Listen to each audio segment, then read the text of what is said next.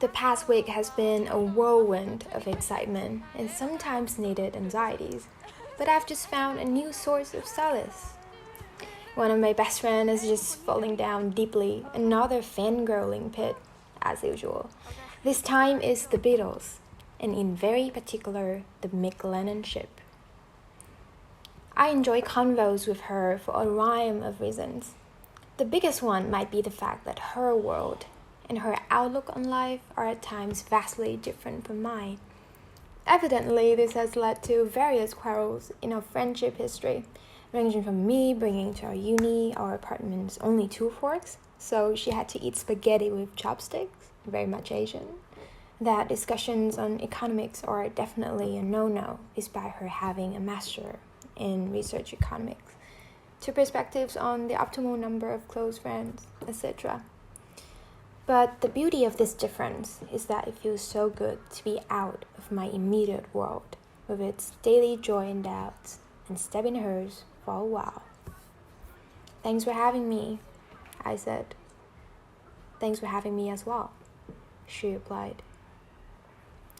A Haruki Murakami character once remarked, after a certain length of time has passed, things harden, like cement in a bucket, and we cannot go back anymore.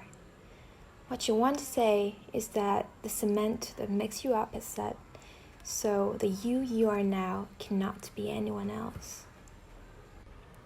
There's no doubt that almost no lessons or proverbs are applicable in every situation. Perhaps one's life at a certain point of no return, or as lined out in the Midnight Library, each of our decisions has the power to create a wholly different universe and hence different version of life. But I do believe in this version, we can be so many things too. During one of those strolling in Scotland on Christmas 2019 conversations, we talk about why it's so frightening for high school graduates to decide on their bachelor degree, and both nodded that the fear of being wrong and having to stick with that chosen career for the rest of their lives or for a very long time is one of the key drivers. The fear that, like cement in a bucket, cannot go back anymore. But then, I'm reminded of how my dad learned engineering for bachelor degree, opened an informatics teaching center, gave massages for a living, and then started up an automation company. Now during his early 50s, he's constantly investing and working on new ventures and initiatives while taking lessons in painting, piano, and vocalizing.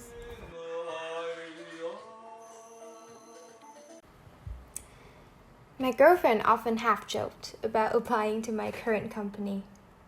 What if we work together in the same field, on the same product? And I'd almost always joke back, nah, I'll try my best to prevent that from happening. I don't want our lives to be too strictly intertwined. My hope is that our midnight talks will involve stories from diverse workplaces, circles of individuals and perspectives. Obviously, that's not wholly true. I believe that what's meant to be will be, and I'll support my girlfriend with whatever's ahead of us. But hopefully you know what I mean. Nevertheless, after all, we own our experience. Each individual's path is deeply personal. I've been amazed by my incredible colleagues/friends. In spite of our somewhat similar job description, they are so much more than that. One possesses smoldering passion for cuisine and taking care of others.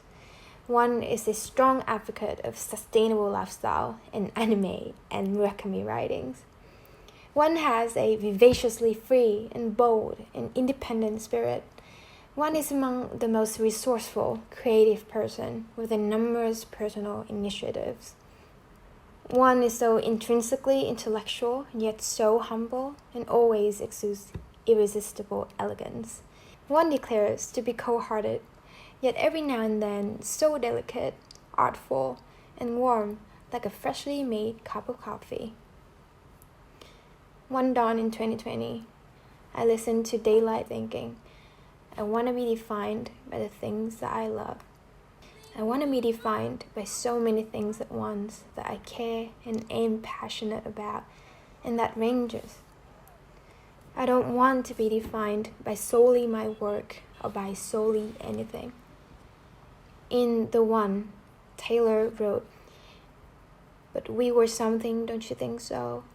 Rolling 20s, tossing pennies in a pool, and if my wishes came true, it would have been you." To me, you, in this context, can be interpreted as any decision in life, apart from romantic relationship or life partner. It's kind of reassuring and comforting, knowing that for every single thing we haven't done, probably we're very much doing it in a parallel universe. So how about in this particular version of life? I like to refer to Moonshot by Millie. No, I may not get you the moon, but know that I'll love you trying. So this is me trying.